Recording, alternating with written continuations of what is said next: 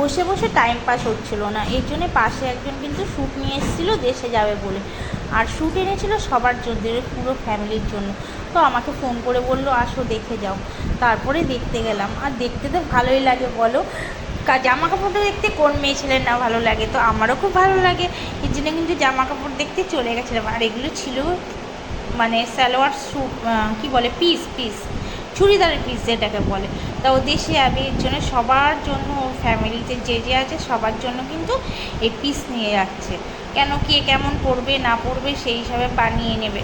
আমি তো প্রথমে মনে করছিলাম একদম তৈরি, কিন্তু তৈরি নয়, এগুলো পুরোটাই পিস। আর কালারগুলো কিন্তু খুব সুন্দর ছিল, আনকমন কালার। বয়স্ক থেকে বুড়ি সবাই যত মানে ছিল, ছোট বড় সবার জন্য কিন্তু নিয়েছে। আমি বলছি বাবা, তোমার ফ্যামিলিতে কতজন আছে গো, সবার জন্য একটা একটা করে নিয়ে নিয়েছো? তো বলছে তুমি একটা নিয়ে নাও, তোমার জন্যও নিয়ে এসছে, আর এটা ওর জন্য নিয়ে এসছে, শিলাতে দিয়ে এসছে, খালি কিন্তু এখানে উন্নতি রয়েছে। আর আমাকে বললো তোমার জন্যও নিয়ে এসছে, তুমি একটা নিয়ে নাও। আমি বললাম না, আমি এখন নেবো না, তুমি দেশ থেকে ঘুরে এসো তারপরে নেবো। এই যে এইটা আমার জন্য নিয়ে এসেছিলো, আর আমাকে বললো তুমি এটা নিয়ে নাও, নাইলে দেখো কোনটা পছন্দ করবে নাও।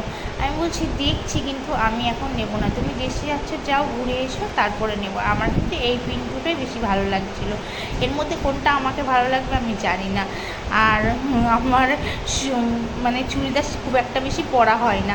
যাই হোক, কেমন লাগলো, কোন শ্যুটটা, কোন চুড়িদারের পিসটা সবথেকে বেশি ভালো ছিল অবশ্যই কিন্তু তোমরা কমেন্ট করে জানিও।